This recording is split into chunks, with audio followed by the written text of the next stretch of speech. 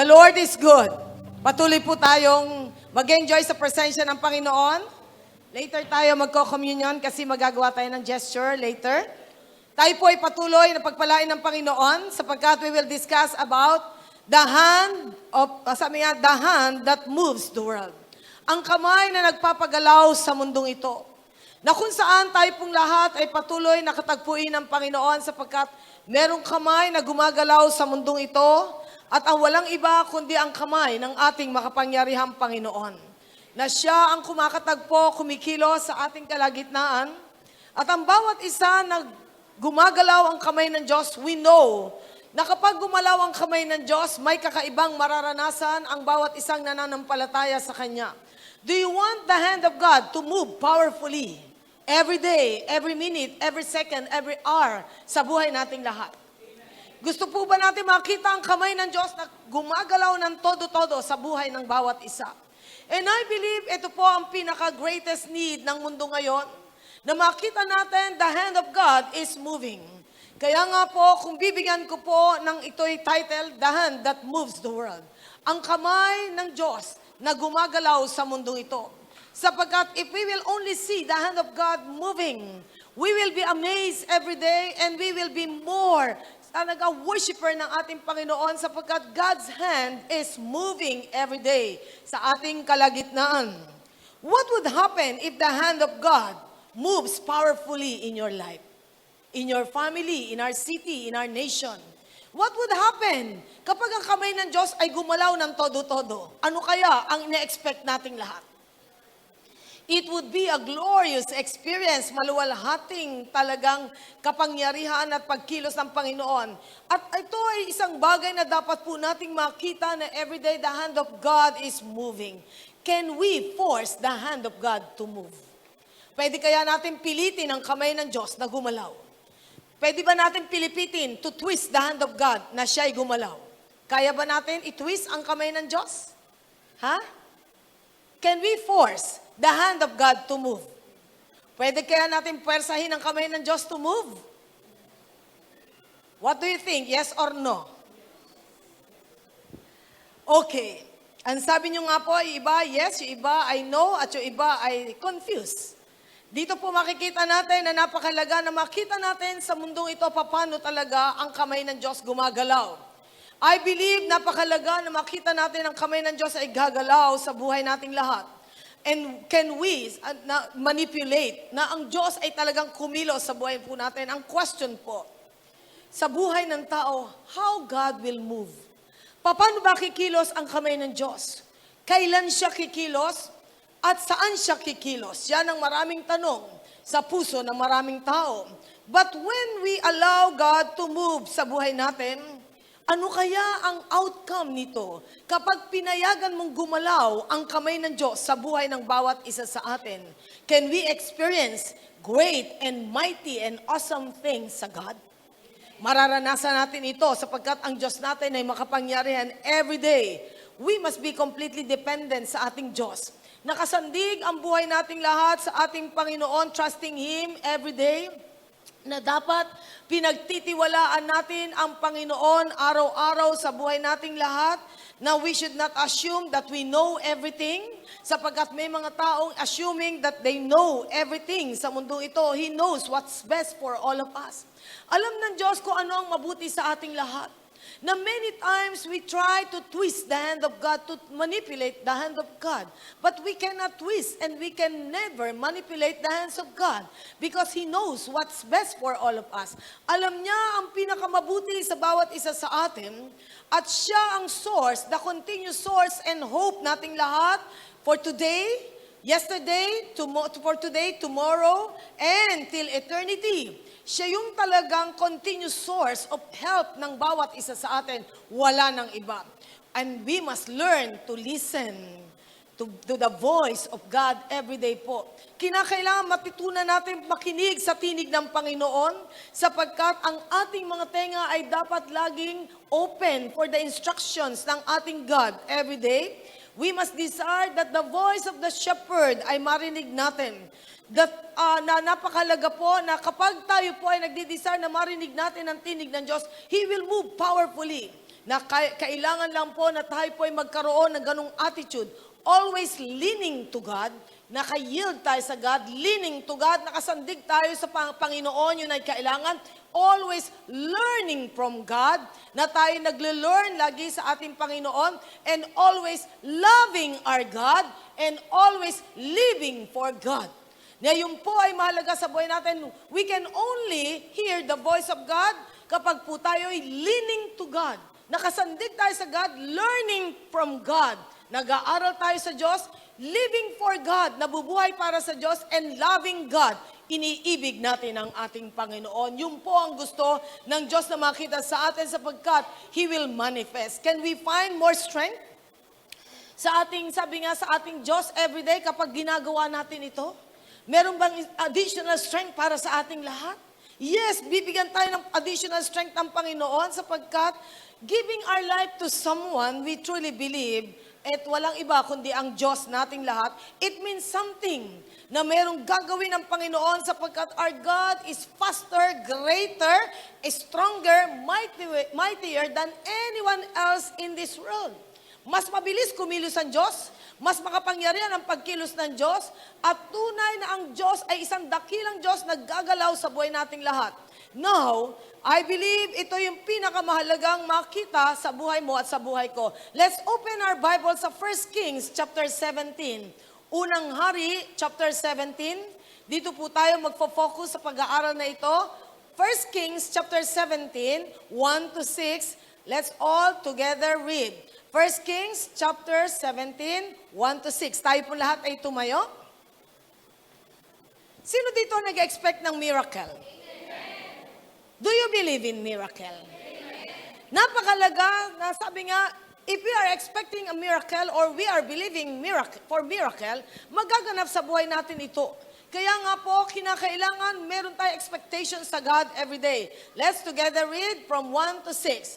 Now, Elisha the Tishbite from the Tishbe in Gilead said to Ahab, "As the Lord, the God of Israel lives, whom I serve, there will be neither dew nor rain in the next few years, except at my word." Then the word of the Lord came to Elijah. Live here, turn eastward, and hide in the Kerith ravine east of the Jordan. You will drink from the brook, and I have ordered the ravens to feed you there. So he did what the Lord had told him. He went to the Kerith ravine east of the Jordan and stayed there. The ravens brought him bread and meat in the morning and bread and meat in the evening, and he drank from the brook. Pagpalain ng Diyos ang kanyang mga salita, then tayo po lahat ay enjoy natin ang presensya ng Panginoon. Napakalaga po ang sabi nga po dyan sa ating binasa from 1 to 6. Alam ni Elijah what will happen to the next 3.5 years sa bansang Israel. Na dito po makikita natin na sinabi niya sa bansang Israel, na kung saan ang sabi niya, "As the Lord, the God of Israel lives, whom I serve, there will be neither dew nor rain in the next few years except at my word." Walang ulan, walang hamog. Complete drought ang mararanasan ng bansang Israel. Why did God allow yung dryness, drought, o yung famine na maganap sa isang bansa? Bakit pinapahintulot ng Diyos na magkaroon ng mga ganitong event sa bansa? Hindi lang ang bansang Israel ay nakaranas ng ganyan, maging ang Africa, maging ang ibang lugar ay nakaranas ng mga ganitong iba't ibang klaseng tagtuyo o tagutom, na kung saan, naalala ko sa panahon natin, noong panahon ni Marcos, sa bandang Iloilo, nagkaroon ng tagutom, na yung parang yung sugar plantation, nagkaroon ng problema, kaya yung mga Ilonggo ay talagang mais ang kinain. At maging sa Manila, may event ng 1970s, merong event tayo na kumain tayo ng mais sa Manila. I don't know, yung mga may edad dito, natatandaan nyo yun. Kahit hindi nyo aminin. Di ba? Natatandaan nyo yun. Kaya nga dyan natin makikita na nagkakaroon ng mga ganitong event, not only dito sa Israel, even to the nations of the world, maging sa Israel, sa Africa, maging sa iba't ibang bansa, nung panahon ng 1930 sa bandang Europe ay nagkaroon ng Great Depression. Talagang matinding tagutom, naranasan din nila. Pero dito ipinapakita, why did God allow those things to happen? Meron dahilan ng Panginoon bakit merong kapahintulutan na talagang magkaroon ng mga ganitong sitwasyon sa mundo. Ang bansang Israel, bagamat chosen people of the living God, minamahal ng Diyos, the apple of God's eye, pero pinahintulot ng Diyos na mangyari sa kanila ang talagang tagtuyot, tagutom, sapagkat sa panahon na ito ni Elijah na ang hari ay si King Ahab at ang queen niya ay si Jezebel, sila sa bansang Israel ay talagang nahulog sa mga pagsamba sa Diyos-Diyosan, na matindi ang pagsamba dito kay Baal, kay Asherah, na kung saan dito magkikita natin doon sa chapter 19, sa mga susunod na chapter, nagkaroon na tinatawag na Mount Carmel contest, na ipinakita ni Elijah kung sino ang Diyos niya, at ipinakita niya kung gano'ng kapangyarihan ng Diyos. Yung mga propeta ni Baal na hawak ni Jezebel at ni Ahab ay walang nagawa. Pero si Elijah ay humingi ng apoy mula sa langit para tupukin ang altar na kanyang inihanda. Kitang-kita ng mga mata ng mga Israelita paano tumugon ng Diyos. It was the Mount Carmel experience. Now, pinapatay ang mga propeta ni Baal sapagkat it's been so long na ang bansang Israel ay natanikalaan ng pagsamba sa Diyos-Diyosan, na kung saan yun ay karumal-dumal sa harapan ng Diyos. Inaayawan ng Panginoon ang mga gawa ng bansang Israel that time, sapagkat ang Israel at that time, ng panahon ng anak ni Solomon, ni Rehoboam, nahati ang kingdom, nagkaroon ng Israel at ang isang bahagi nito ay Judah. At ang Israel ay tinawag na Northern Kingdom at ang Judah ay tinawag na Southern Kingdom. Mas maraming masasamang hari sa panahon ng Northern Kingdom sa Israel at mas maraming mabubuting hari sa panahon ng Southern Kingdom, na isa doon ay walang iba, sila Hezekiah, na daan sila Jehoshaphat, sa Judah ito. Kaya nga po, na-abuse ni Ahab ang kanyang kapangyarihan bilang hari, at si Jezebel ay naging tandem niya sa pagdadala sa bansang Israel sa pagsamba sa Diyos-Diyosan. And Jezebel was a wicked queen, and Jezebel abused that authority because Ahab allowed it. Kaya nga, makikita natin, kaya nagkaroon ng grabing drought, disyerto, sapagkat nagkaroon ng hindi magandang attitude ang bayang pinili ng Diyos, na sinamba ang ginawa ng tao, hindi ang totoong Diyos. Now, kailangang ipataw ng Panginoon ang kapahayagan, ang Diyos na sinasamba nila ay hindi totoo. At ang Diyos ni Abraham, Jacob, ni Abraham, Jacob, at maging ni Isaac ay Diyos na totoo. Kaya nga po sa panahon ito, binigyan ng Panginoon ng talagang pangungusap si Elijah, the prophet at the time, na sinabi ni Elijah, magkakaroon ng, sabi nga, tagtuyot, ni walang ulan, ni walang hamog sa mga next years, except by my word. Na sinabi niya ito at sinulat din sa James chapter 5, na si Elijah, a man of like nature. Chapter 5, I think verse 17, ang sabi doon sa James chapter 5, binanggit sa New Testament kung paano yung kapahayagan ni Elijah sa bansang pinili ng Diyos, na tunay na magkakaroon ng tagtuyo. Ang sabi diyan, Elijah was a man just like us. Lalaking katulad mo at katulad ko, pero siya ay isang propeta, siya ay nanalangin earnestly that it would not rain, and it did not rain on the land for 3.5 years. Hindi talaga umulan. Ni gapatak na ulan ay wala. It was a terrible season sa buhay nila. Bakit? Nais ng Diyos patunayan sa kanila, may dapat silang lingunin muli, walang iba kundi ang tunay na Diyos. Now, from verse 1, makikita po natin nang binanggit ng God kay Elijah, the Lord, the God of Israel, sabi nga, now Elijah, sabi nga gano'n, as the Lord, the God of Israel lives, na sabi ni Elijah dito sa bansa Israel, and then sabi ng God sa kanya sa verse 2, live here, iwanan mo ang lugar na ito, turn eastward and hide in the Kerith ravine, east of the Jordan, you will drink from the brook, and I have ordered the ravens to feed you there. Wow! Ito isang issue na talagang grabe ang pangusap ng Diyos sa kanya. Noong time na alam ni Elijah na talagang magkakaroon ng tagtuyot, na sabi nga niya, sabi niya nga dito, habang ang Diyos ay as the Lord, the God of Israel lives, kailanman naman, hindi mamamatay ang Diyos. whom I serve, there will be neither dew nor rain in the next few years, except at my word. Ganun ka-confident si Elijah, maliban sa aking salita, walang hamog, walang ulan. Ano ang pinapakita ni Elijah nung sinabi niya dito, yung bagay na yun? Ini-enlarge ni Elijah ang kanyang pananampalataya. Number one, kapag merong padating na sitwasyon sa buhay ng tao, o kapag talaga ang mga sitwasyon ay hindi mo control, na minsan ang mga sitwasyon sa buhay mo ay may control ka, at minsan at maraming bagay, panahon, hindi mo control. Dito po ay pinapakita ano naging attitude ni Elijah bilang propeta ng Panginoon, a man na talagang like us, katulad mong tao lang, pero nandun ang klase ng pananampalataya sa Diyos, na kung saan ganun siya ka-confident at the time ni Jezebel at si Ahab. Si Jezebel po ay talagang masasabi natin, one of the wicked queen na nabuhay sa bansang Israel. One of the wicked queens na nabuhay sa bansang Israel. Kaya nga po, hindi madaling maging propeta at the time, pero dyan natin makikita na si Elijah, dahil siya'y malapit sa Panginoon, alam niya ang tinig ng Diyos, kaya nga sinabi niya magkakaroon ng tagtuyo. Ano ang talagang ipinalawak ni Elijah sa puso niya at that time? Number one, na dapat nating makita. Ano man ang sitwasyon ng buhay mo, matutulungan tayo lagi ng Panginoon na talagang tayo po ay makaharap sa anumang sitwasyon ng buhay natin kapag ang pananampalataya natin ay talagang nagle-level up. Mahalaga yan. Come what may, ang faith natin ay dapat itinataas natin. Number one na dapat nating makita, enlarge the room, your faith room. Yung room of faith, enlarge natin. Enlarge your faith room. Enlarge it. Na kung saan kapag pinalawak natin ang faith room natin, na kung saan itong ating silid, pananampalataya ay palalawakin natin.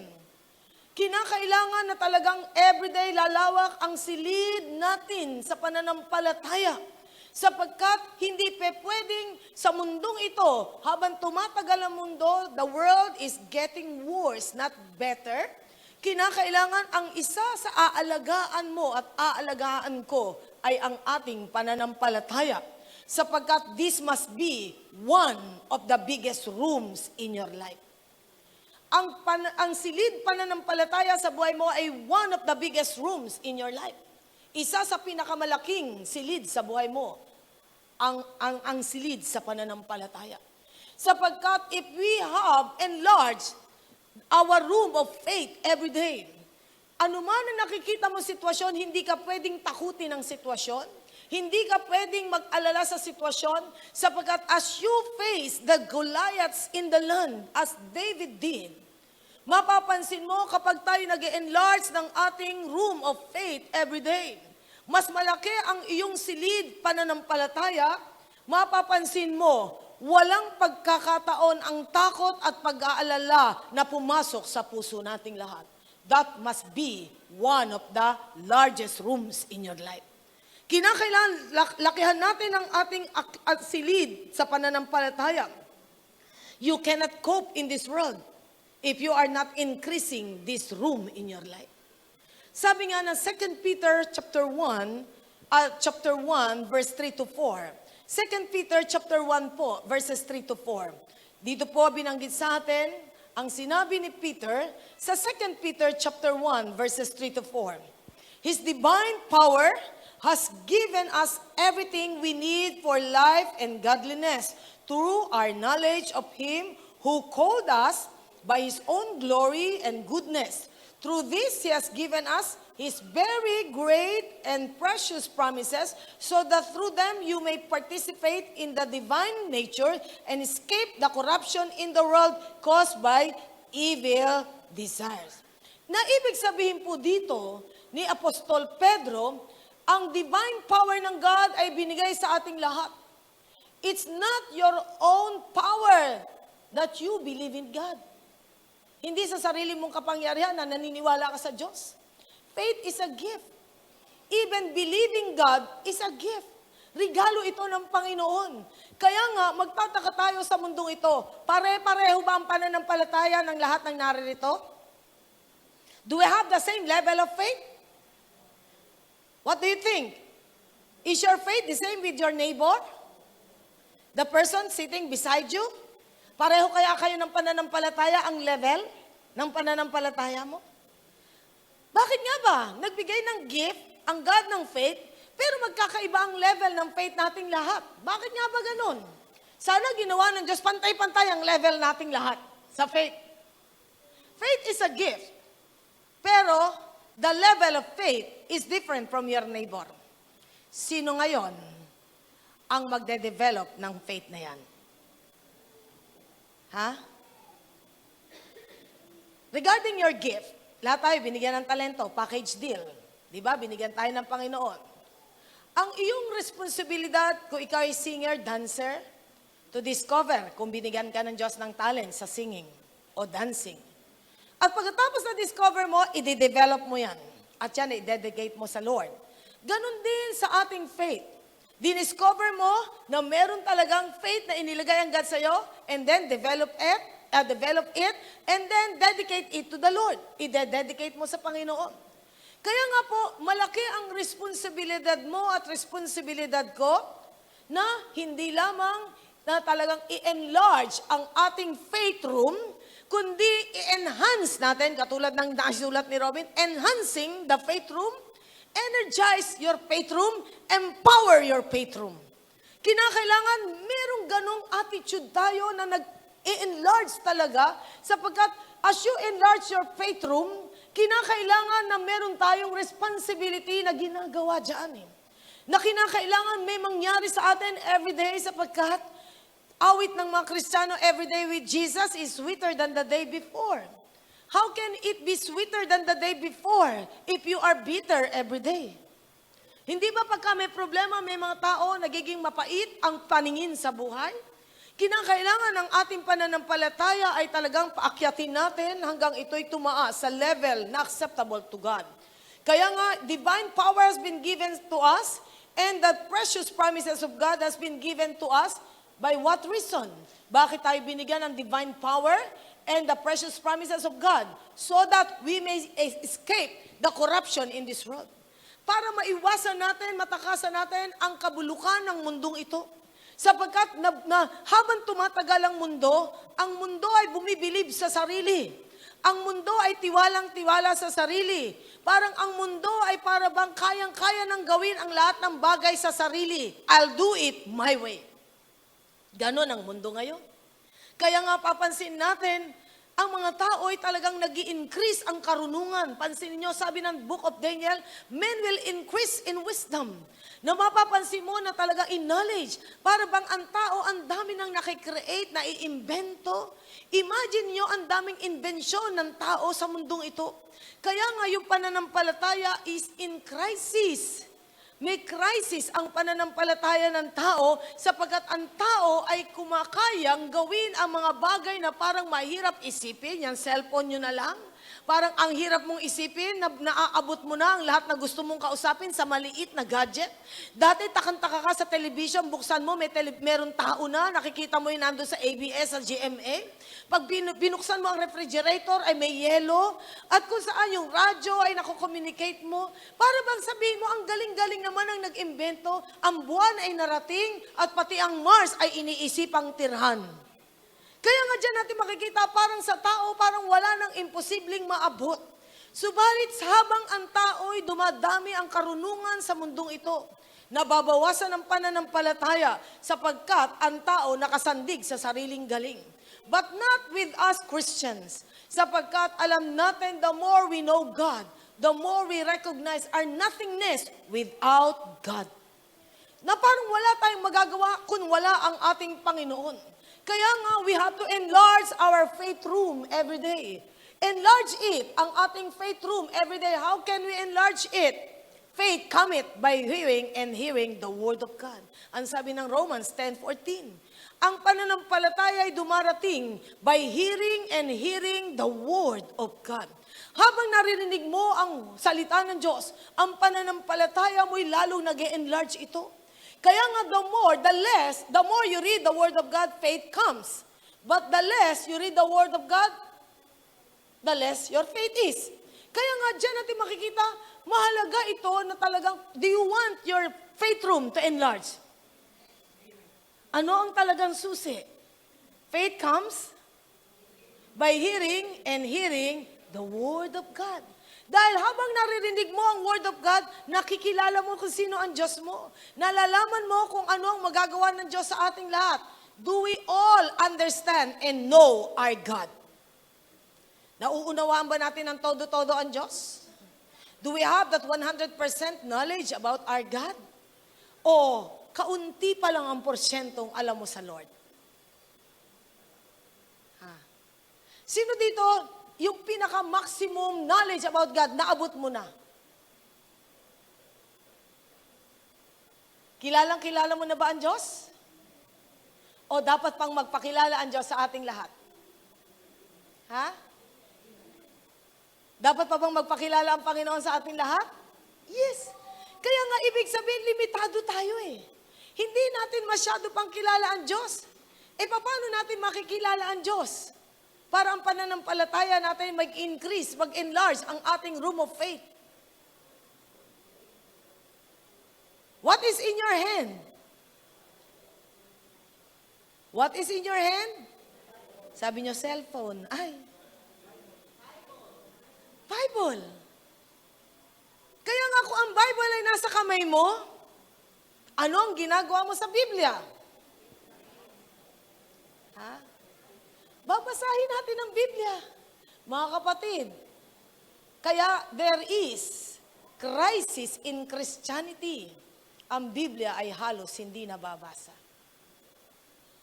Mga kapatid, kailangan nating basahin ang Biblia.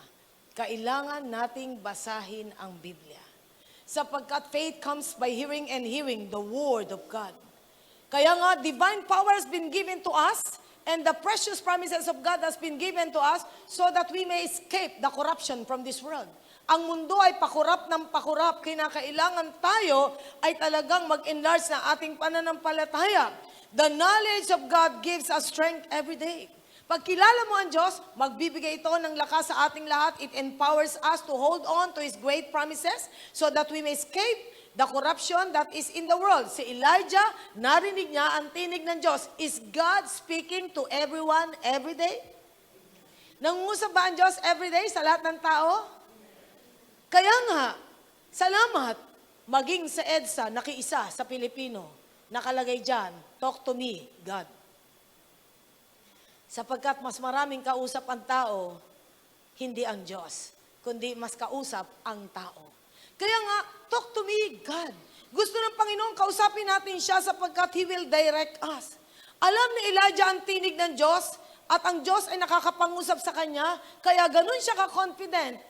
There will be no Jew, sabi nga, no Jew nor rain, ang sabi nga, in this nation, unless by my word. Ganon siya ka-confident na walang hamog, walang ulan sa bansang Israel, maliban sa kanyang salita, sapagkat sinabi ng Diyos sa kanya. Some people didn't understand si Elijah. Hindi nila maintindihan si Elijah. Siguro merong iba nagsasabi si Elijah ay matandang wala na sa hulog ang utak. Sapagkat ang mga propeta noon ay marami pinagtatawanan, marami mga propeta pinapatay, marami pinapersecute. Kaya nga dyan natin makikita na talagang hindi madali ang ginagampanan ng mga propeta sa panahon na ito. Marami sa kanila hindi naunawaan ang mensahe ni Elijah. Kaya nga, bakit hindi maunawaan? Sapagkat hindi nila alam ang Diyos.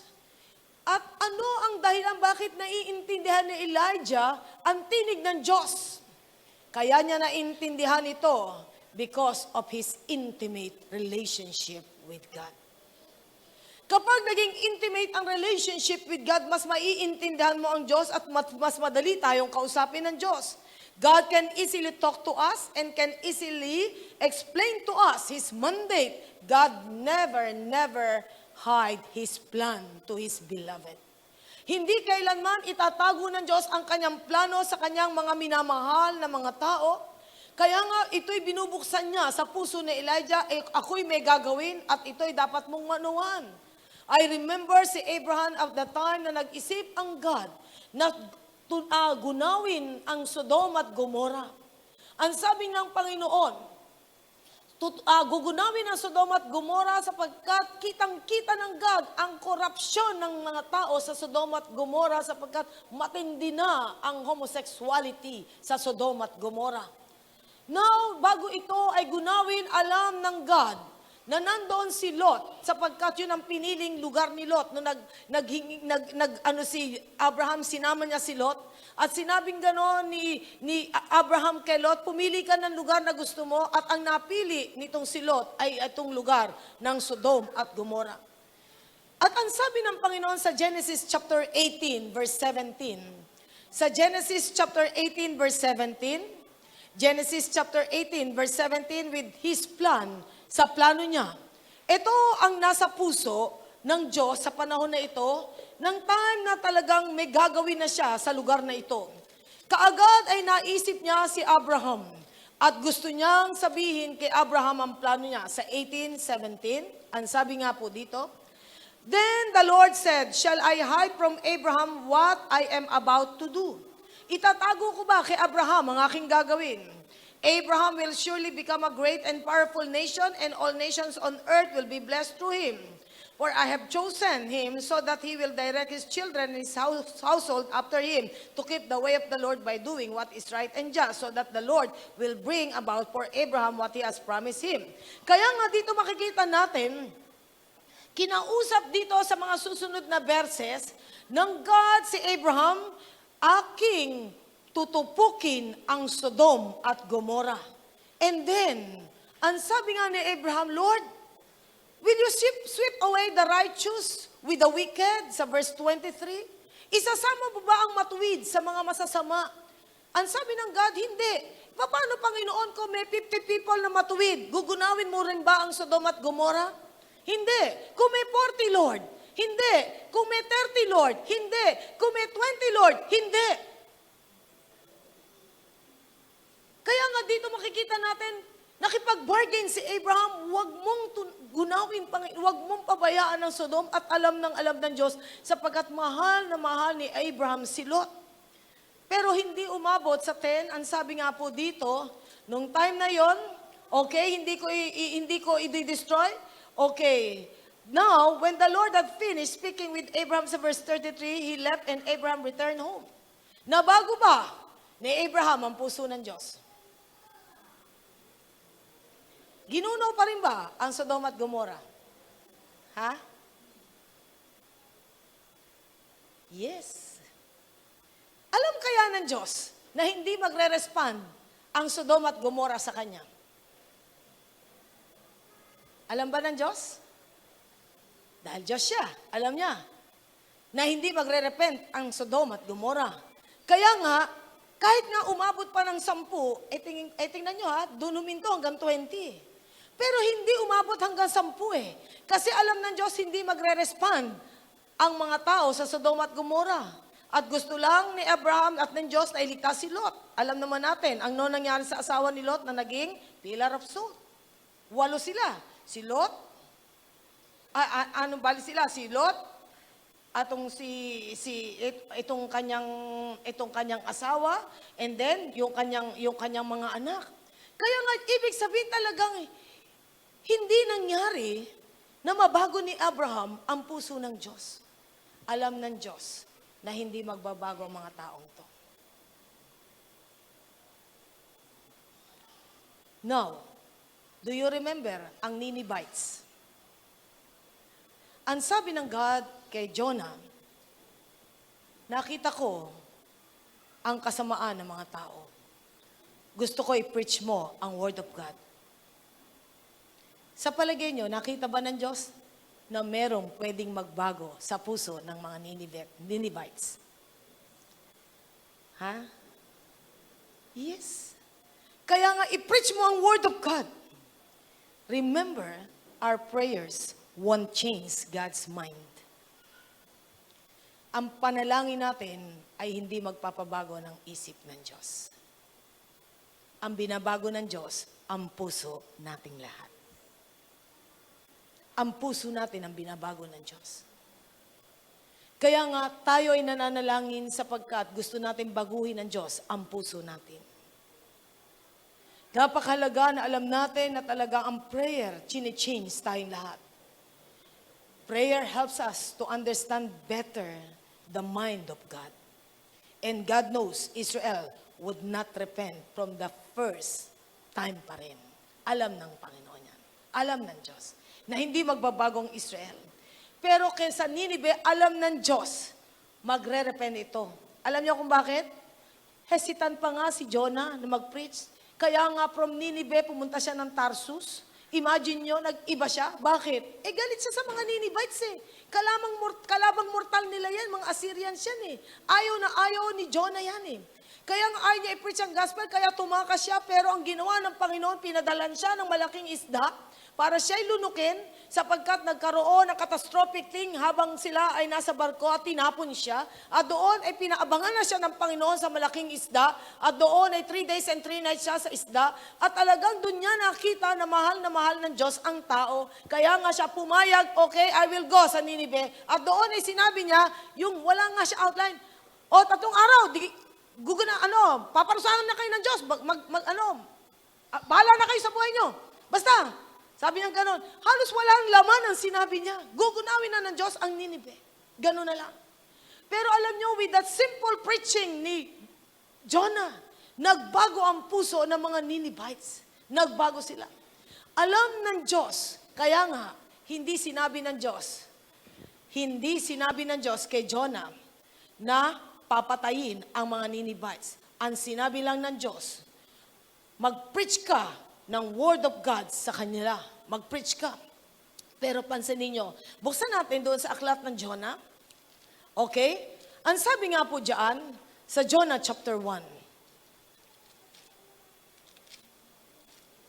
Okay. Ang sabi dito sa verse 1, the word of the Lord came to Jonah, son of Amittai, go to the great city of Nineveh and preach against it, because its wickedness has come up before me. Mag-preach ka, sapagkat ang kasamaan nila ay dumating na sa akin. Dumating na sa akin. Kaya nga hindi sinabi ng Panginoon, gugunawin ko na ito. Dumating na sa akin ang kanilang kasamaan. Kaya nga mag-preach ka sa Nineveh. Proclaim to Nineveh the message I give you. Isabihin mo sa kanila ang aking mensahe. And then, pansinin natin, si Jonah ay talagang tumayo sa lugar na yon, and sinabi ni Jonah, 40 more days and Nineveh will be overturned. The Ninevites believed God. They declared a fast, and all of them, from the greatest to the least, put on the sackcloth. 40 days, sabi niya ganon, gugunawin na kayo. Sabi niya ganon, kayo ay talagang will be overturned. Pero pansinin niyo, hindi man lang niya sinabing, repent. Meron ba? Ang sinabi niya, 40 days, kayo ay, sabi nga, talagang wawasakin ng Diyos. Yung ba sinabi ng Diyos? Ha? Ano ba ang sinabi lang ng Lord? Preach the message of God to them. Sapagkat ayaw nga ni Jonah na makakilala ang mga taong ito. Pero you know what? Nakita ng Diyos ang mga Ninevites, bagamat pagano, compared to Israel, mas potential mag-repent. Ito ay isang nakakalungkot na event, ha? Maraming mga tao nasa loob ng church, mas mahirap mag-repent compare sa mga tao sa labas. Mas maraming taong nasa loob ng church, because of pride, mahirap mag-repent compare sa mga taong nasa church at dating nasa loob ng church. Nakita niyo yung point? Kaya nga, ang Panginoon ay talagang nalulungkot na makita na mga tao ay talagang merong attitude na mas matigas sa mga, sabi nga, sa puso nila. Na ang Panginoon, nakita niya na kinakailangang i-repent, i-change ang puso ng tao. At itong mga paganong Ninevites ay mas nag-respond positively sa God.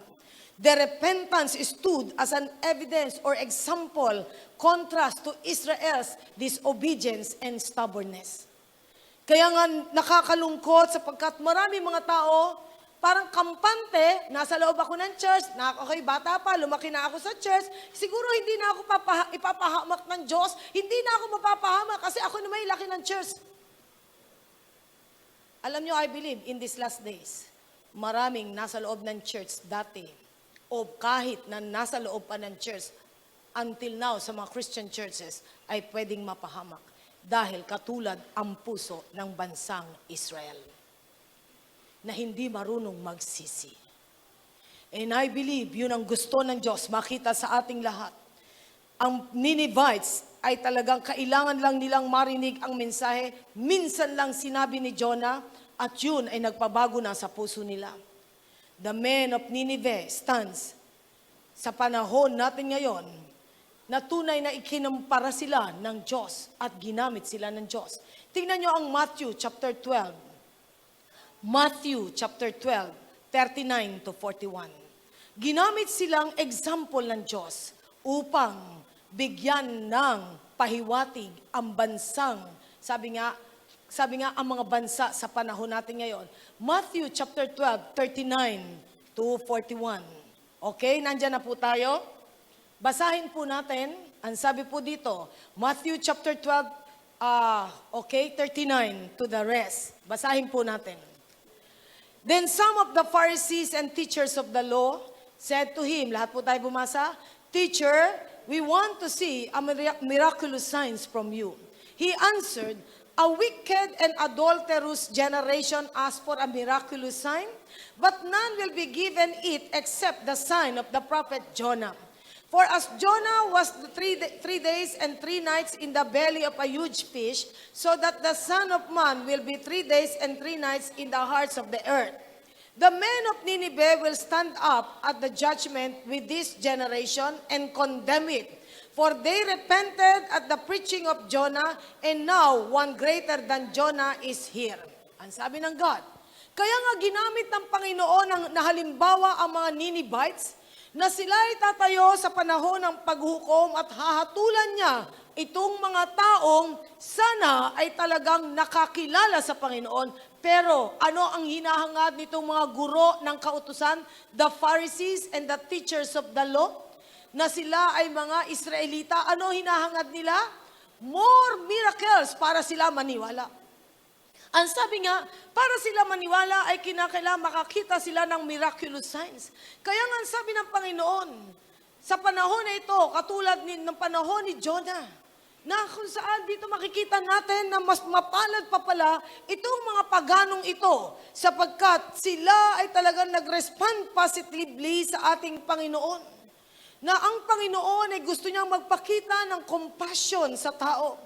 God responded in mercy. The purpose of God's warning for the people and the judgment is correction, not revenge. Nagkukorek ang Panginoon, hindi para parusahan ang tao. He is always ready na talagang ang tao ay patawarin kung ang tao ay hihingi ng tawad. Many people in our time, even in the past time ng ating Panginoon, kung sinasabi nila, kung makakakita lang ako ng himala, then I could truly believe. Pag may himala, dun ako maniniwala. Pag talagang kitang-kita ko, kaya nga naging motto ng tao, to see is to believe. Kailangan, sabi nga, makita ko bago ako maniwala. Pero ang talagang motto ng Kristiyano, to believe is to see. Baligtad. Kasi ang mundo, sabi, to see is to believe. Ang makita ko bago ako maniniwala. Pero sa Diyos, sa atin, ay talagang to believe is to see. Kaya nga ang Israel saw so many miracles but did not even believe God. Marami sa kanila hindi naniwala sa Diyos. At ito rin ay talagang attitude ng tao. Na maraming mga tao ay talagang pinaghimalaan ng Panginoon pero hindi pa rin kumapit sa Diyos. Maraming taong ganyan. Nakakalungkot. I've known a person, nung time na ang kanyang left eye ay bulag because of tumor, ang sabi niya, I don't believe in your God. Yun ang sinabi niya sa akin. And then may kasama ko mga members ng church doon, nung time na dumalo ako sa lugar na yon, parang nung time na sinabi niyang, I don't believe in your God, parang uminit ang tenga ko, parang hindi ko kayang i-contain yung aking sasabihin, hindi ako naniniwala sa Diyos mo. Ako'y 100% naniniwala sa aking Diyos. Kaya nung time na yun, sabi ko, doon sa ilan na kasama ko, church, let us pray.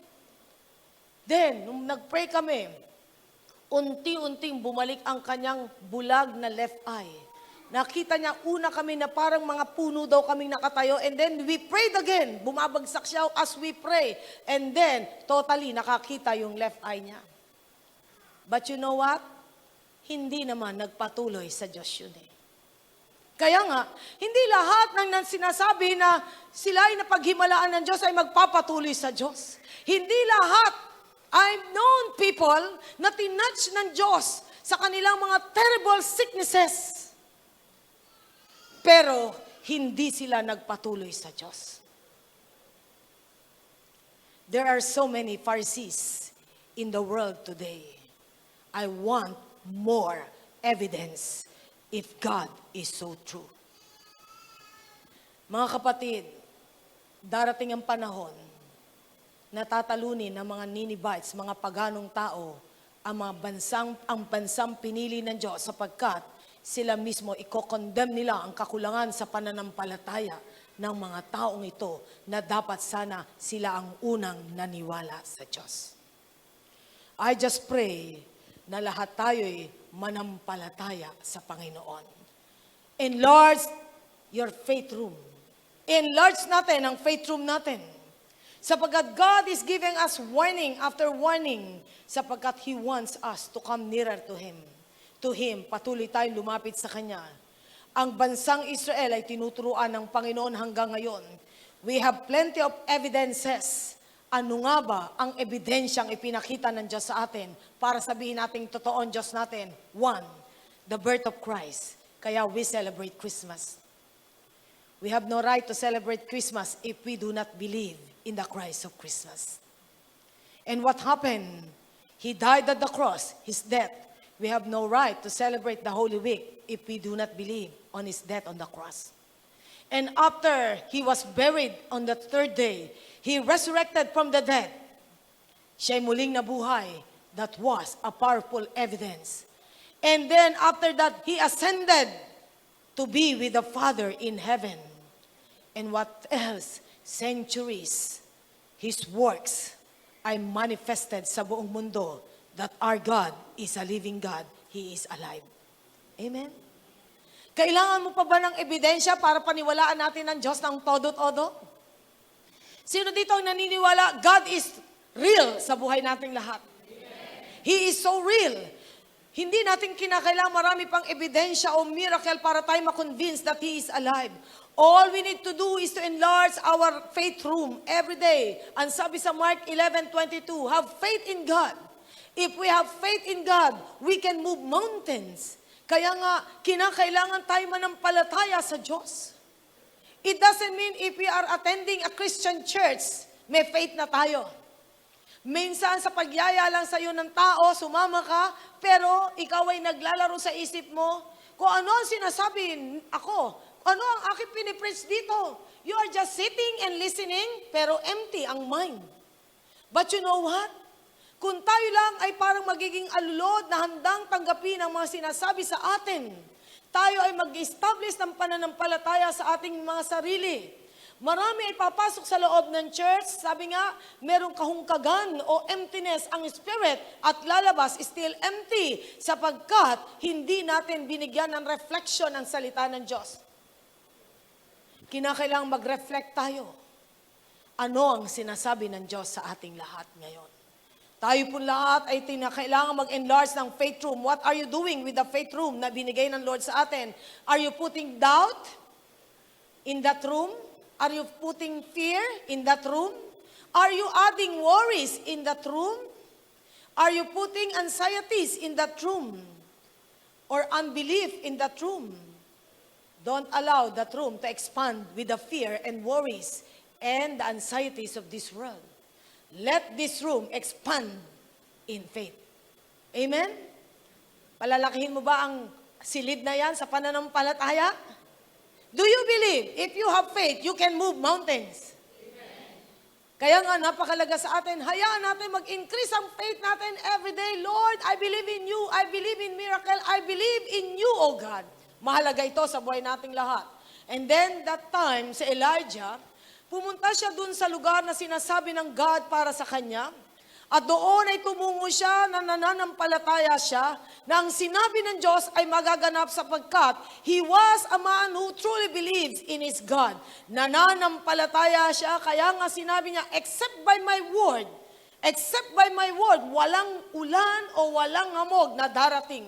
At siya, sabi ng God dito, umalis ka dyan at pumunta ka sa Kerit Ravine at doon ay iinom ka sa brook at ikaw ay inorderan ko na ang ravens to feed you there.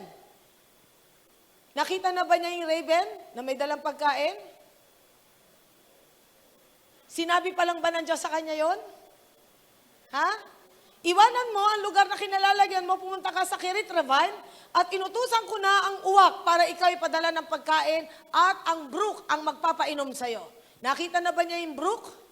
Nakita na ba niya yung raven at that time na inutusan siya? O hindi pa? Pero pumunta ba siya? Nanampalataya ba siya? Naniwala ba siya? When God said it, magaganap ang sinasabi ng Diyos. Naniniwala ka ba? Sinabi ng Diyos, pagpapalain kita, pagpapalain ka ng Diyos? Naniniwala ka ba na ang Diyos ay may gagawing magandang bagay sa buhay mo? Naniniwala ka ba na ang buhay mo ay hindi pabaon, kundi paunlad, paayos at paganda ng paganda? If you believe in that, are you stepping forward to your greatest destiny in this world? Bakit humina? Madaling sabihin ako'y naniniwala po, pero another thing, ang ikaw ay mag-step forward. Another thing yun. Kinakailangan paniwalaan natin at tayo humakbang na magaganap ang sinabi ng Panginoon. What would we enlarge after enlarging our faith room? Enlarge your favor room. Favor room. Enlarge mo yung favor room mo, yung papaboran ka talaga ng Diyos. Is God in favor of your life? Pinapaboran ka ba ng Panginoon? Sino dito ang naniniwala, may pabor kang tinatanggap sa Diyos? Everyday ba pinapaboran tayo ng Diyos? Yung paggising mo pa lang bang sa umaga, ikaw ay may kinain, ikaw ay iningatan ng Diyos sa travel, ikaw ay pinagpala ng Diyos, ikaw ay may lakas sa bawat araw, favor ba from heaven yan? Yes! Kaya nga Isaiah 49:8, ang sabi sa Isaiah 49:8, ang sabi diyan sa Isaiah 49:8, tayong lahat ay makakaranas ng pabor mula sa Panginoon sapagkat everyday, the Lord has reserved a favor for His people. Ang sabi dito, basahin po natin lahat, this is what the Lord says, in the time of my favor, I will answer you. And in the day of salvation, I will help you. I will keep you and I will make you to be a covenant for the people, to be the land and to reassign its desolate. Okay. Ano ang sabi po dyan? And then, to reassign its desolate inheritance. May kulang diyan. Inheritances. Okay. Diyan po natin makikita na dito sa aking version, sa Bible, sa NIV version, ayon, okay, desolate inheritances. No. Ang sabi ng God dito, ito ang sinasabi ko, sa panahon ng pabor, I will answer you, tutugunin kita. Do you believe today is the day of your favor? Amen. Do you believe today is the day of our salvation? Kaya nga kung sa bawat araw, you are expecting something good that is happening sa buhay mo, will happen sa buhay mo, what do you expect if you are expecting something good will happen in your life? What would you expect pagka ikaw ay naniniwala, something good will happen in your life? Ha? Naniniwala ka ba, papaboran ka ng Panginoon ngayon? Amen. Naniniwala ka ba, special day of your blessing today? Amen. Ha? Amen? O ikaw ay naniniwala, ay, pareho lang nung Sunday yan eh. Yung nakaraan, ganun din yun eh. If you believe na merong gagawin ng Diyos sa buhay mo ngayon, you have that spirit of expectation. Today is different day, yesterday, because today is another day of your blessings from heaven. Amen? Kaya nga dyan natin makikita, every day ay talagang may gagawin ng Panginoon. Kaya nga today is the day of your favor. Give your life to someone you believe. Ibigay mo ang buhay mo sa somebody whom you believe. Increase that faith room and favor room because it is God's room. Silid ng Diyos yan. Hindi mo yan silid. Silid ng Diyos yan. Papaboran ka ng Panginoon. It is the space between God, what God can do, and what I can do. Yung favor mo. Ito yung space sa anong magagawa ng Diyos. Sa magagawa mo. Ang tanong, sino ang mas madalas nag-o-occupy sa room na yan, sa favor room? Ang limitasyon mo o ang limited power ng God? Yung unlimited power ng God. Ha? Naniniwala tayo minsan, papaboran ako ng Diyos, pero sino mas nag-o-occupy ng favor room mo, ng faith room mo? Ikaw o ang Diyos? Ha? Baka dumating ka dito, wala kang pera. At naniniwala ka, papaboran ka ng Panginoon. Pagkatapos, sasabihin mo, asan yung pabor? Parang wala. Hindi ba minsan akala mo, ganun lang ang ginagawa ng Diyos sa'yo? Pero alam ba niyo na may paraan ng Panginoon para pagpalain ka? Naniniwala ba kayo na ang problema mo may katugunan ng ating Panginoon sa buhay mo? Sa problemang dinadaanan mo, may katugunan ng Diyos? Nung sa Bible study namin, may isang kapatiran, sabi niya, Pastora, yung anak ko po, na full scholar na sa eskwela, hanggang makagraduate na siya, full scholar siya. Kaya nga wala na siyang iisipin pa. Hindi ba favor from God dyan? Kaya nga minsan yung trabahong ibinigay ng Lord sa'yo, hindi ba favor from God dyan? Ikaw ay graduate, hindi ba favor from God dyan? Sa iyong negosyo, ikaw ay araw-araw meron sa iyong mga sabi nga, idinaad ang Panginoon. Hindi ba favor from God dyan? Hindi ba araw-araw pinapaboran tayong lahat ng ating Panginoon? Napakalaki ba na pagpapala natin na tinatanggap mula sa ating Diyos? Did God bless you yesterday? Will God bless you today? And will God bless you until tomorrow, until eternity? Because our God is the God of blessings. Let's open our favor room because it is God's room.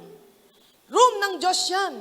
Kaya nga, when we reach our maximum peak, na minsan na-reach mo na yung maximum peak mo, the end point ng buhay mo, at para bang wala ka na na-expect so much na may gagawin ng Diyos, parang sinabi mo, you already reached the end of the rope.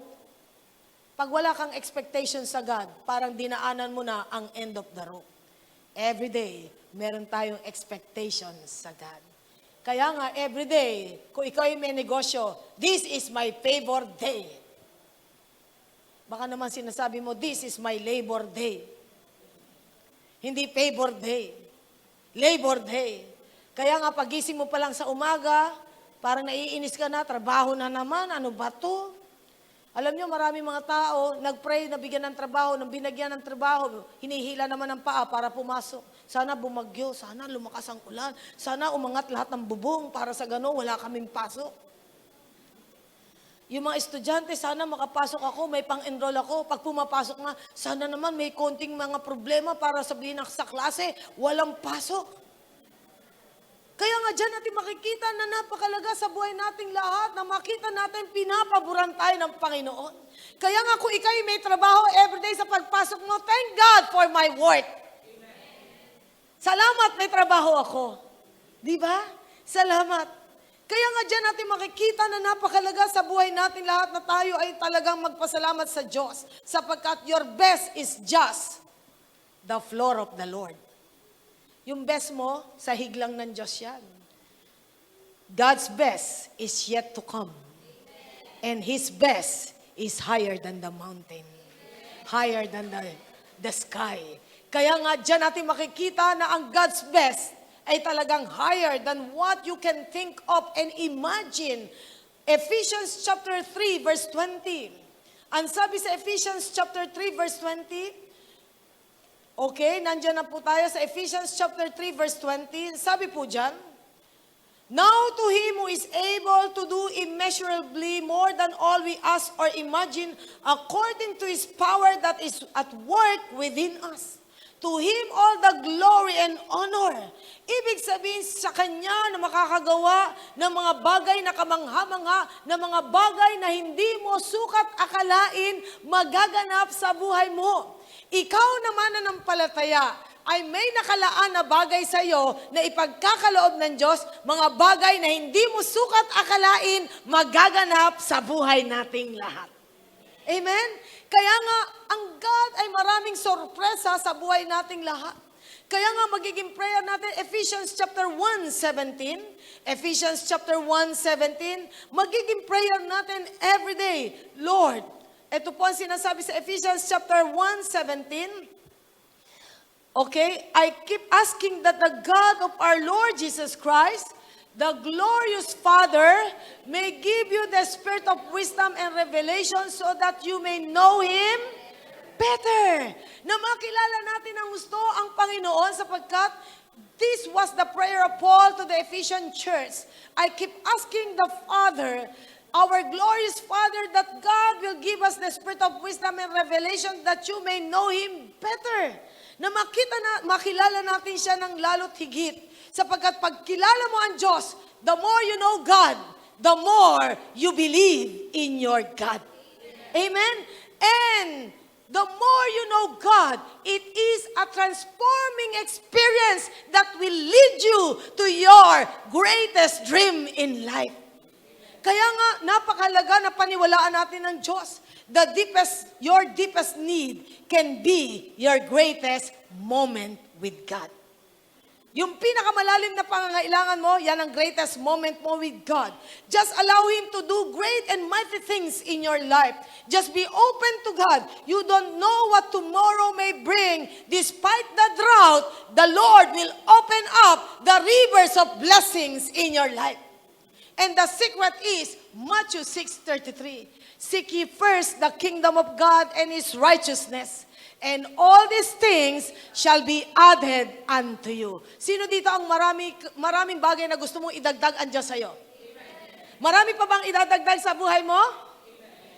Yes. Kaya nga, hanapin mo ang Diyos at ang kanyang katwiran at ang lahat na ito'y pawang idaragdag sa iyo. Kaya nga may pasubali ang Diyos sa verse 34. Ang sabi ni Jesus sa ating lahat, okay, ano ang sabi ni Jesus?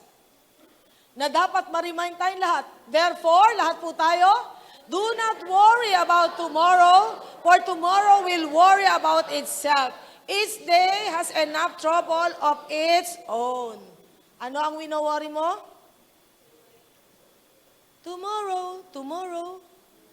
Diba? Yan tomorrow ay talagang napakaraming worries ng tao. Kaya nga dyan natin makikita, huwag kang mag-alala sa bukas. Hayaan mo na ang bukas ang mag-alala sa kanyang sarili.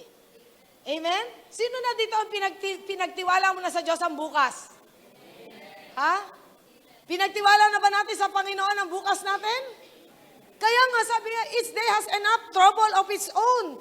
Okay na yung trouble mo ngayon, huwag mo na isipin yung bukas. Kaya nga alam ng Diyos kung anong gagawin niya sa'yo bukas. Let this favor room become an unlimited room sa buhay nating lahat.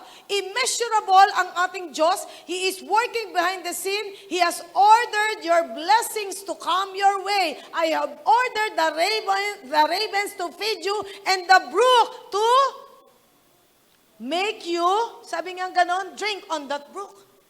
Inutusan ko na ang raven na pakainin ka at ikaw ay iinom sa brook. Naniniwala ba kayo? Ang ilog, ang brook, ano ba sa Tagalog ang brook? Ha? Sapa? Batis? Eh talaga naman pagkatagtuyot, di ba ang batis ang daling matuyo? Alin ba ang mas madaling matuyo? Ang batis o ang dagat? O syempre, batis, ano? Okay. Pero pansinin niyo, sabi nga ganon, magkakaroon ng tagtuyo. Pero ang batis, hindi mauubusan ng tubig para kay Elijah sa panahon na sinabi ng Diyos. Kaya nga, ang sabi niya, iinom ka sa batis, pakakainin ka ng uwak. Nagtanong ba si Elijah, uwak, magpapakain sa akin o kakainin ko yung uwak? Ha? Para ano ba mas madaling isipin at paniwalaan? Kakainin ko yung uwak o magpapakain yung uwak? O, di ba? Pero mas mahirap yung sinabi ng Diyos, pakakainin ka ng uwak. Alam nyo, ito'y pinapayag sa atin, God can do strange things sa buhay nating lahat. Isang kamanghamanghang pagkilos ng Diyos. Kaya nga, ang Diyos ay nag-utos na sa mga pagpapala dumating sa iyo. Just be patient, do not doubt, do not fear. Nang time na si Job ay talagang, sabi nga ay talagang nararanasan niya ang matinding pagsubok sa buhay niya, nawala ang mahal niya sa buhay, nawala ang yaman niya, at si Job ay napaligiran ng mga kaibigan na magaganda, mga counseling, binibigyan siya ng pagdududa. Ang mga kaibigan ni Job ay imbis na mag-encourage na manampalataya sa kanya, ay para siyang inuusig pa. And then, ang sabi nga ng God kay Job sa Job chapter 38 verses 1 to 3, Job 38 verses 1 to 3, nang sabi nga dahil alam nyo, pag ikaw'y nagpasulsol sa sabi ng tao, mahihirapan kang maniwala sa Diyos. May mga times na pag ikaw ay namumblema, it's better not to talk to people. Talk to God. Kasi the more you talk to people, the more you less become a human. Bakit? Inalalagyan ka na ng negative eh. Pero the more you talk to God, the more na naniniwala kang may gagawin ng Diyos sa buhay ko. Kaya nga dito sa panahon na ito, si Job ay naapektuhan ng contamination ng mga negative things na sinasabi ng kanyang mga kaibigan. And then ang sabi dito, then the Lord answered, let us read all together, Job out of the storm. Tumugon ng Diyos out of the storm. He said, who is this that darkens my counsel with words without knowledge? Brace yourself like a man. I will question you and you shall answer me. Tatagan mo ang sarili mo, maging lalaki ka. Di ba? Ano ibig sabihin dito? Nang hina ng pananampalataya ni Job, na apektuhan siya that time. Kaya nga sino ito nagdidilim sa aking panukala at nagsasalita ng walang kaalaman? I will question you, brace yourself like a man, tumayo ka as lalaki. Sabi nga, where were you when I laid the earth's foundation? Nasaan ka nang inumpisahan ko ang mundo? Tell me if you understand. Naumpisahan ba?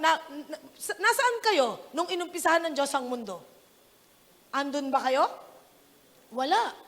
Ang sabi nga dito, sino ang nag-mark ng dimension sa mundo? Sino nag-stretch ng measuring line across it? Hindi ba ang Diyos? Kaya nga sabi nga dito ng God kay Job, nasaan ka nung ginagawa ko ang mundo? At ito binanggit ng Panginoon sa verse 22. Have you entered the storehouses of the snow? Pumasok ka na ba sa pinaglalagyan ng mga yelo o niebe? Or seen the storehouses of the hail? Nakarating ka na ba dun? Which I reserve for times of trouble, for days of war and battle? What is the way to the place where the lightning is dispersed? Wow! O saan galing ang lightning? Mahirap ba unawain yung sinabi ng Diyos? Saan ka? Alam mo ba kung saan ang imbakan ng aking yelo? Na bumababa dyan sa winter time ng Amerika, ng Israel, ng Africa, kung meron mga yelo dyan. Nasaan ka? Alam mo ba kung saan ang imbakan ng yelo? Naintindihan mo ba bakit may yelo sa Canada? Naintindihan mo ba sa China may yelo rin? Kung saan ang imbakan ng Diyos?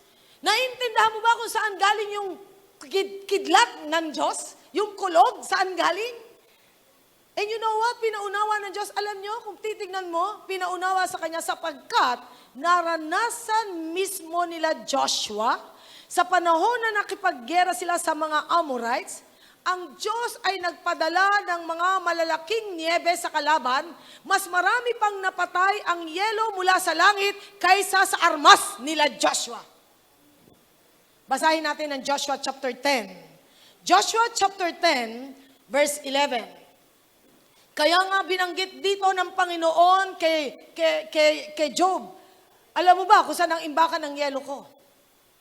And Joshua chapter 10 verse 11, ang sabi po dito, as they fled before Israel on the road, basahin natin, down from Beth Horon, okay?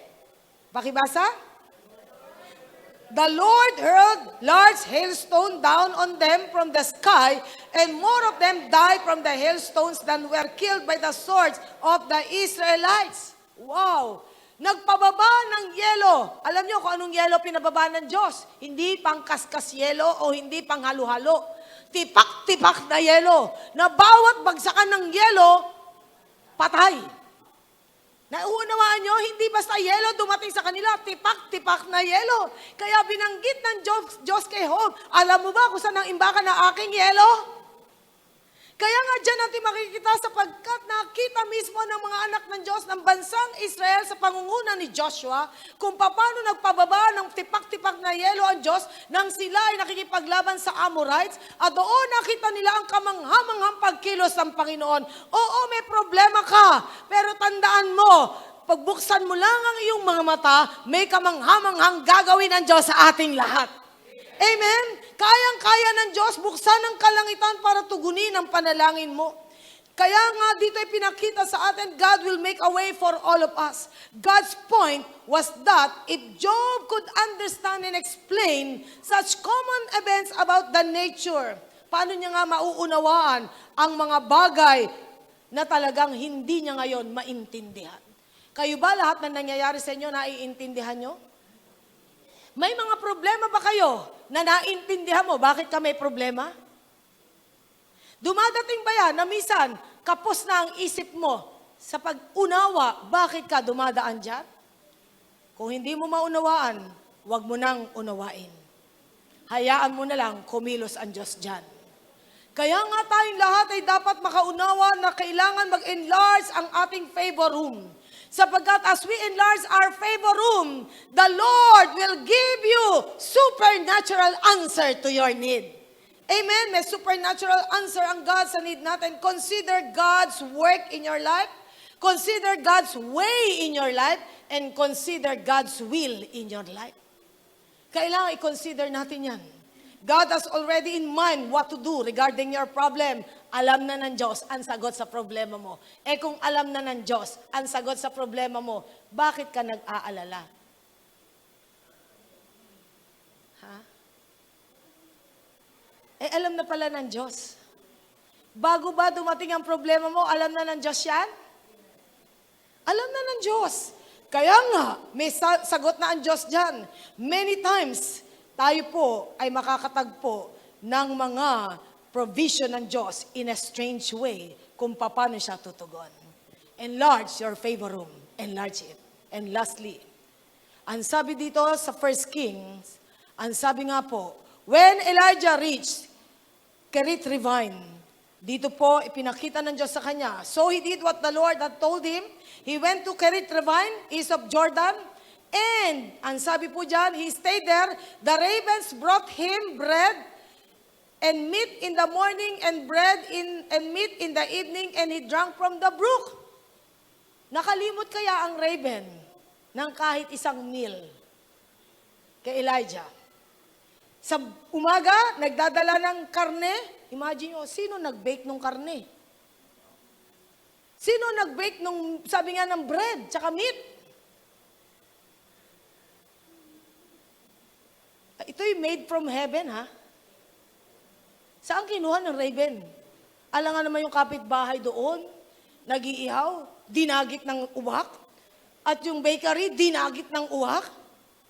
Hindi naman uutusan ng Diyos ang raven magnakaw pa para ipakain kay Propeta Elijah. I believe the meat and the bread came from heaven. Sino dito naniniwala, your need will be answered from heaven? May katugunan na ba ang Diyos sa problema mo? Pakisabi mo sa iyong katabi, bakit namomroblema ka?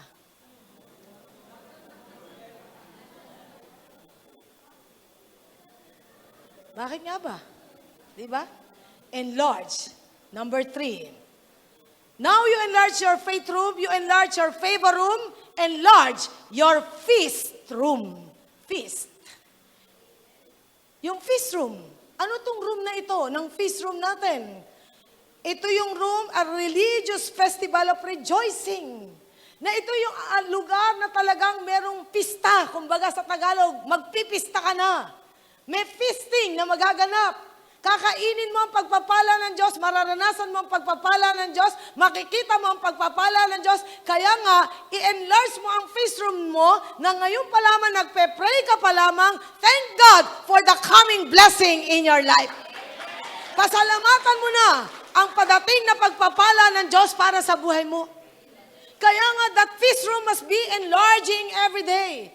Just in advance, thank the Lord that He will open up His spirit, His heaven for all of us. Sapagkat as we open our spirit with our God, meron tayong mararanasan kakaiba sa Panginoon. We need to develop that spirit of expectation because God will do something great sa buhay nating lahat. He provides for us ways that goes beyond our narrow definition of expectation. Kasi expectation mo myopic minsan. Kaya nga, mapapansin natin, lalagpas tayo dyan. No matter how bitter your trials are, or how seemingly hopeless your situation is, we should look to God that He is a caring and a loving Father to us. God can do mighty things sa buhay nating lahat. Kaya nga isinulat ito sa Biblia na pati uwak ay nasangkot sa provision ng Diyos para paniwalaan mo, ang Diyos ay hindi nalilimitahan.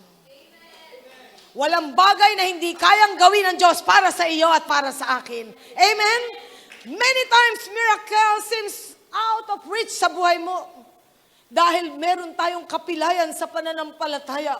But every miracle, large or small, it begins with an act of obedience and faith. Kinakailang paniwalaan natin. Kaya nga ang solution, do the first step in obeying God. Talagang mag-first step tayo sa pagsunod sa Diyos. We should not stay doon sa may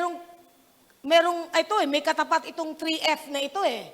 The favor room, the faith room, and the feast room, may katapat ito. Ano ang katapat na room nito? Huwag kang pupunta roon. Ang problema, maraming mga tao madalas gumagawi sa room na to. Sa 3F, negative room.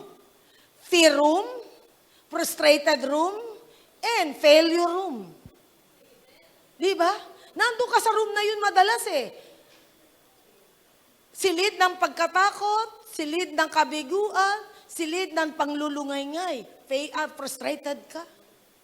Yung fear room, frustrated room, and room 4 na failure room. Nandun tayo eh. Kaya nga alisin natin lahat ng mga negative thoughts na yan. We need to move forward to a place of abundance because God has prepared the abundant place for you and for me. Dito po tayo magwawakas sa Psalm 34:18 to 19. Psalm 34:18 to 19. Psalm 34:18 to 19. Tayo po lahat ay tumayo. Psalm 34:18 to 19.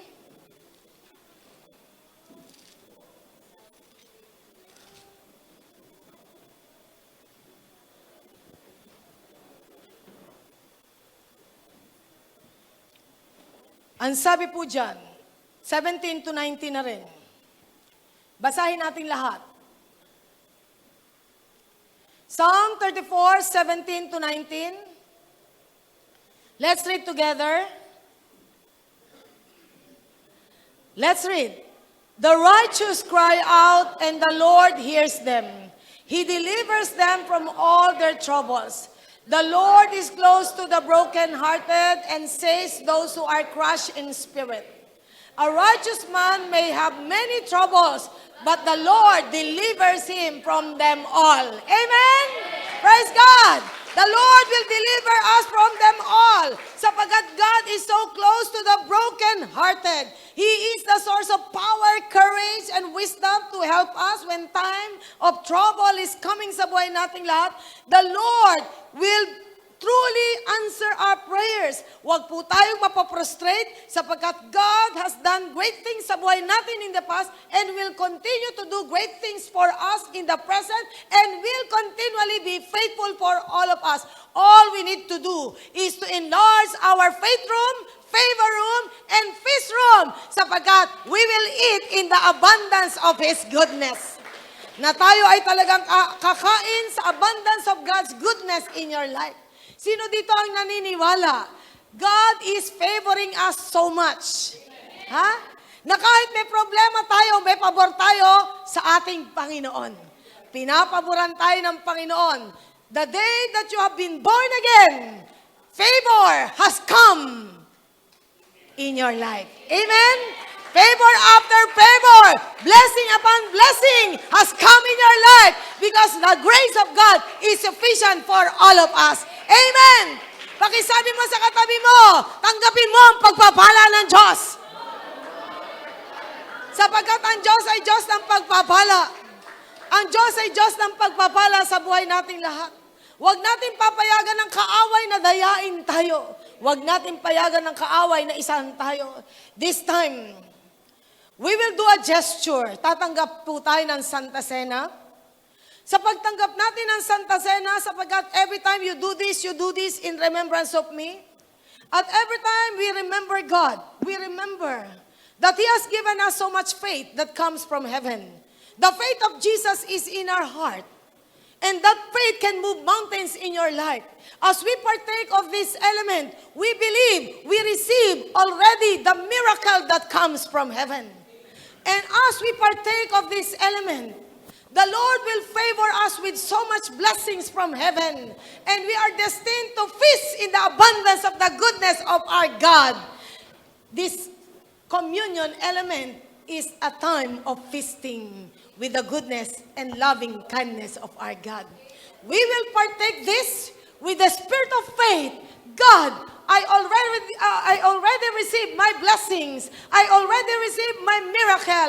I already received the abundance from heaven. I already received the answer to all my prayers because it means something. I have faith and you have given me favor and I can truly feast in the abundance of your goodness. Amen?